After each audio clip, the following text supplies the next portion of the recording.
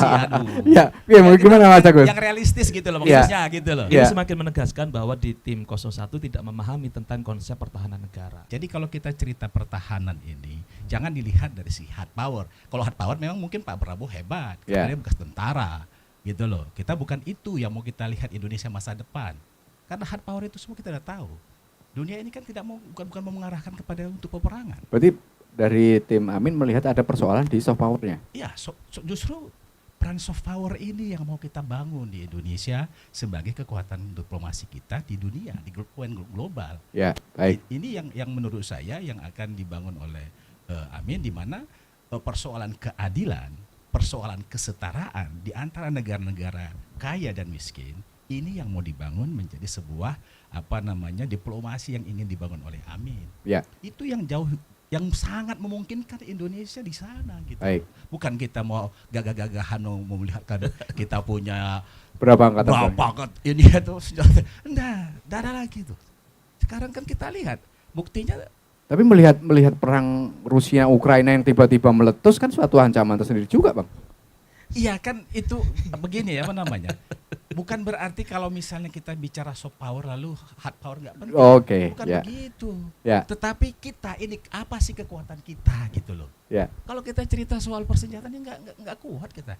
Orang kita belum juga membuat persenjataan yang canggih. Ini semakin menegaskan. Kita hanya mau untuk melihat pertahanan kita secara seluas. Kita hanya masih beli bekas gitu gimana sih, aduh. Ya, mau gimana Mas Agus? Yang realistis gitu loh maksudnya gitu loh. Ini semakin menegaskan bahwa di tim 01 tidak memahami tentang konsep pertahanan negara. Alutsista itu penting.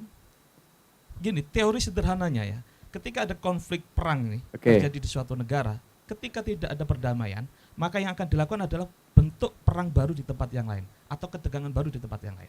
Makanya ketika Ukraina dan Rusia tidak selesai, Rusia tidak mau berdamai dengan Ukraina, yang terjadi adalah perang baru. Adanya di Palestina dan Israel.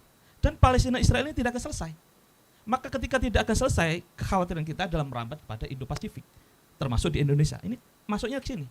Bayangkan ketika terjadi perang perang Palestina dengan Israel itu, Laut Merah yang itu adalah sekitar 12-13% jalur perdagangan internasional, begitu Yaman memainkan peran dengan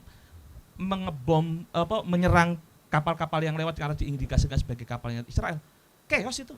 Ada ribuan kapal yang tertunda dan harus berputar keluar dari jalur situ. Bayangkan. Nah, kita harus memahami bahwa pembelian alutsista, perbaruan alutsista itu bukan untuk ofensif. Kita harus menganggap itu sebagai pertahanan negara. Kita harus mengamankan negara kita. Ketika nanti misalkan taruhlah terjadi konflik ini tidak selesai di daerah Israel Palestina dan kemudian larinya ke Indo-Pasifik termasuk di daerah kita Asia Tenggara, maka dengan alutsista kita miliki kita bisa mengawal di Laut Cina Selatan paling tidak. Karena 30% perdagangan internasional di Laut Cina Selatan. Maka dengan kemampuan alutsista kita yang kuat itu akan mengamankan perdagangan internasional di situ dan itu keuntungan besar bagi Indonesia. Dan jangan dianggap bahwa kemudian kita beli kapal perang, beli pesawat dan sebagainya itu untuk perang dengan negara lain. Tidak. Ingat, karakteristik politik Indonesia itu bebas aktif.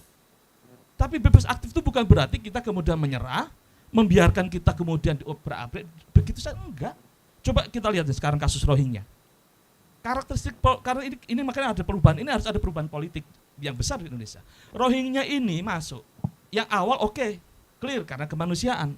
Tetapi kan kemudian ada modus baru. Bagaimana kemudian melihat bahwa celah pertahanan laut Indonesia ini minim. Itu juga berkaitan dengan tadi, celah pertahanan diplomatik Indonesia juga minim.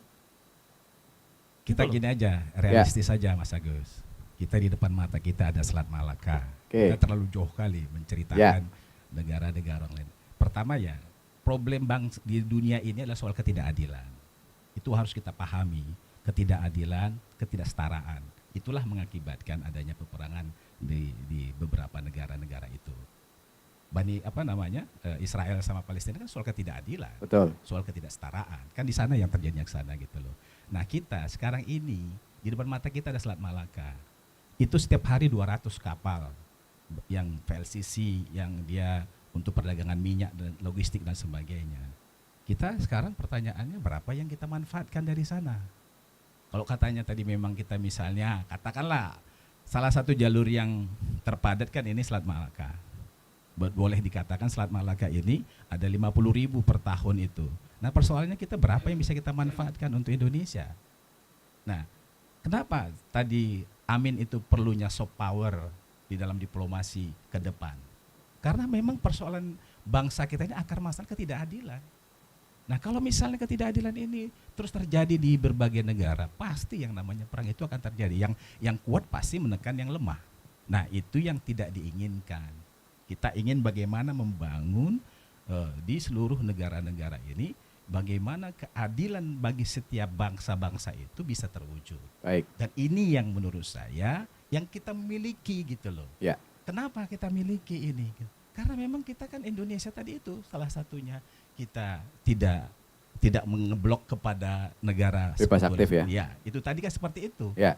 Nah, tapi bukan berarti alutsista tidak penting.